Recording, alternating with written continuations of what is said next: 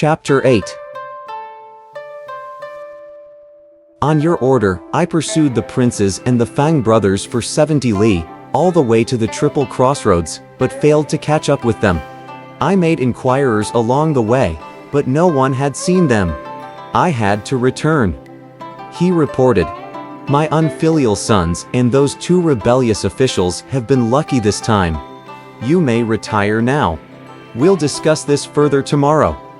The king replied, "If you let them get away, they'll be sure to flee to Jianghuanchu, and he'll raise a powerful army against us."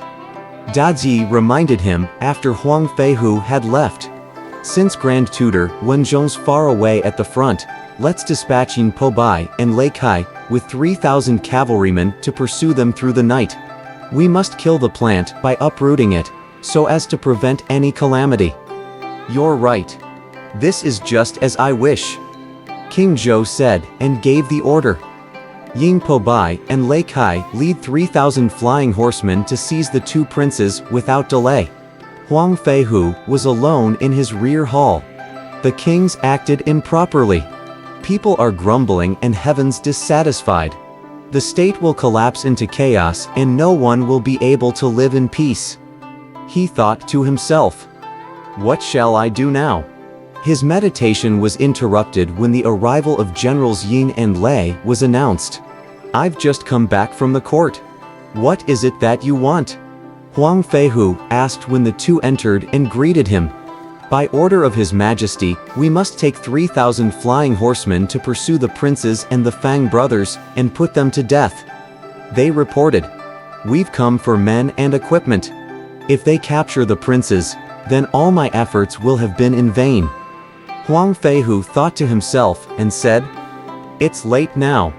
How can I possibly supply you with the men and horses straight away? Come back here at the 5th watch tomorrow morning, and I'll have everything ready then." Since Huang Feihu was commander and Yin and Lei were under his command, they dared not utter a word, and so they left. Then Huang Feihu summoned his general Zhou Ji. "Yin Pobai was here with the king's official tally and asked me to supply him with 3,000 flying horsemen to pursue the princes. Select only the old, the weak, and the infirm. General Yin Pobai may take them along with him at the 5th watch." He ordered. The next morning, Yin Pobai and Lei Kai arrived and found that their men were both old and weak and nearly unable to march. This army of stumbling and floundering men was certainly something to laugh at. By now, the Fang brothers had already traveled for 2 days with the young princes. "Now that we've come this far, I'm afraid we need to spend some money. Though the marshal gave us his precious jade piece, selling it may get us into trouble if someone realizes whom it belongs to." Fang Bi said to Fang Xiang, "We've come to a fork in the road. One road leads to the east and the other to the south. Let's send the princes on their way, while we head off in an entirely different direction. This way all the 4 of us won't be captured."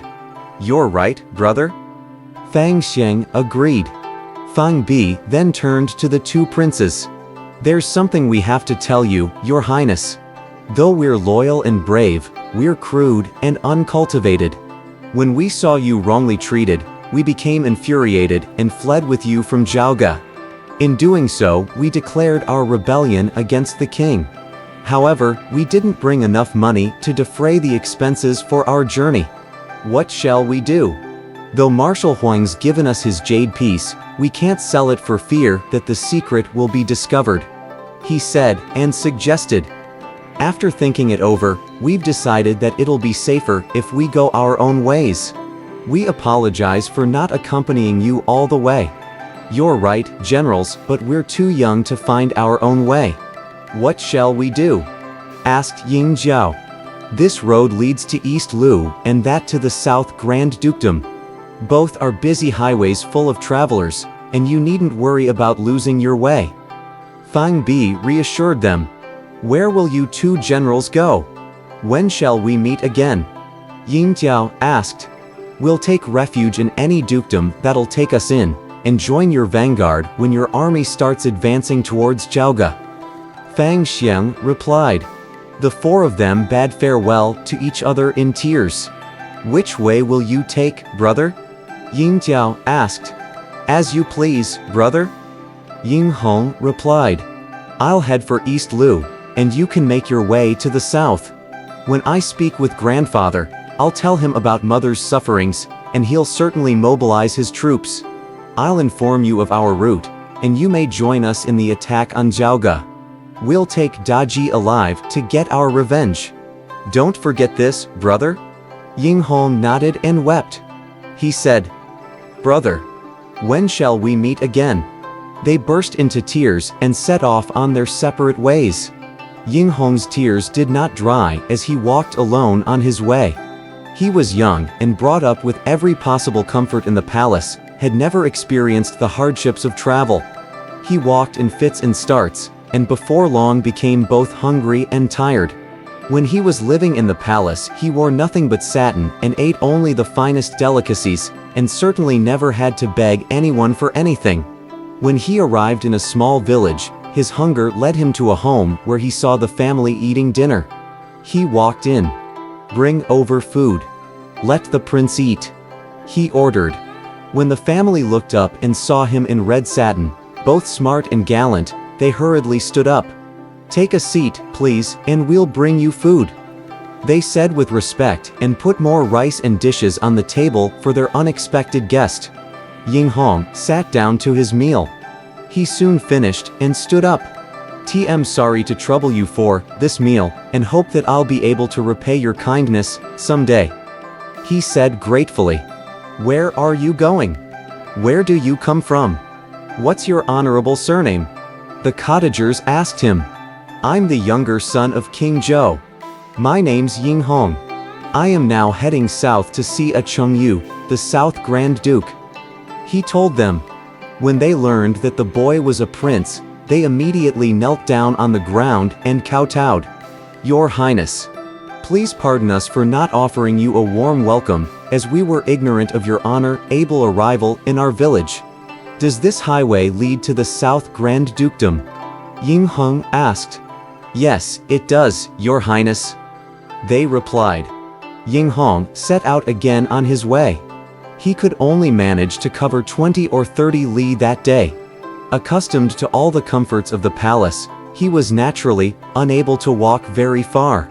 That night he came to a place where there were neither houses nor inns, and could find nowhere to spend the night.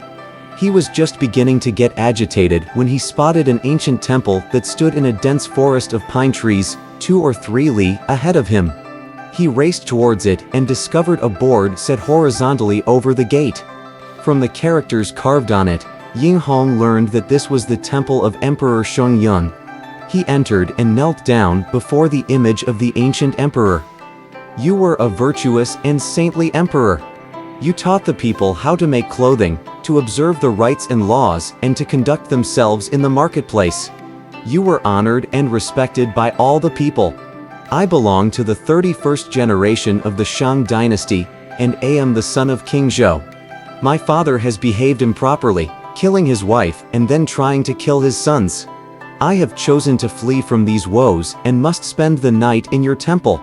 I shall leave here first thing in the morning.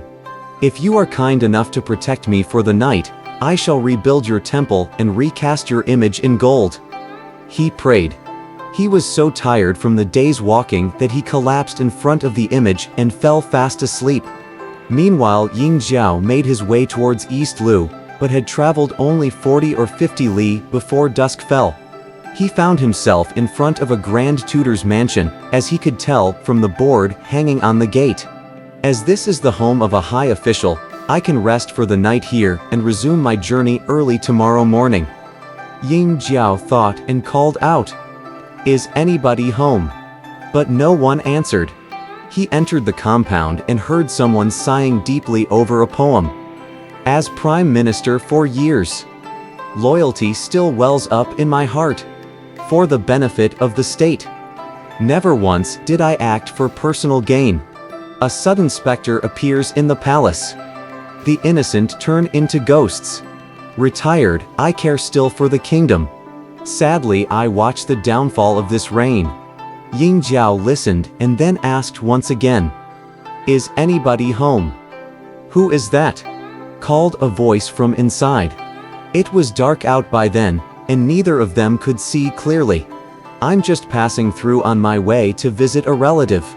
As it's late now, I'm wondering if you would kindly permit me to stay here for the night. I'll be leaving very early tomorrow morning." Ying Jiao explained politely. "Are you from Zhaoge? From your voice, I can tell you're a native of the capital." "Yes, I am." "Where do you live there, inside the city walls or beyond?" "In the city, sir." "Come on in, please. I've some questions for you." When Ying Jiao walked in, he found much to his surprise that the old man speaking to him was none other than Shang Rong, who, equally surprised, instantly knelt down before the crown prince. "Why do you come here, your highness? Excuse me for not going out to welcome you, as I had absolutely no idea that you were here. As crown prince, why is it that you're traveling alone? Something unfortunate must have happened in the capital. Please sit down and tell me all the details." Ying Jiao broke into tears and told Shang Rong all about King Zhou's cruelties. Shang Rong stamped his foot. "That damned tyrant is inhuman," he cried. "He's already severed the sacred ties between husband and wife, father and son, and between himself and the ministers. Though I've retired from political life, I haven't stopped worrying about what takes place in the palace. Like a storm blowing up from nowhere, the palace has been thrown into chaos, the likes of which have never been seen before. Why did all the ministers keep their mouths shut when the king began to act in this fashion? Rest easy, your highness. I'll return to Zhaoge with you and directly petition His Majesty to abandon his course of misconduct and save the kingdom from doom." Shang Rong then ordered his attendants to prepare wine and fine dishes for the prince, while he himself started on his petition to the king. He would deliver it as soon as he reached Zhaoge. On King Zhou's order, Generals Ying Pobai and Lei Kai took 3,000 mounted soldiers in pursuit of the princes, but because every one of them was either old or infirm, they were incapable of riding quickly and could only cover some 30 li per day. When they finally reached the triple fork in the road, Lei Kai said, "Brother, let's select 100 stronger men from among this lot and divide them into 2 platoons. You take 50 of them in the direction of East Lu, and I'll head south with the other half. The rest can all wait here. What do you think? This is certainly a very good idea. Otherwise, we can only expect to cover 20 or 30 li a day with this bunch of worn-out warriors. If you catch up with them, bring them back here and wait for me. Likewise, I'll wait for you here if I succeed on my mission." "I'll do as you say," Ying Pobai said. "If you want to learn what happened to the 2 princes, please read the next chapter."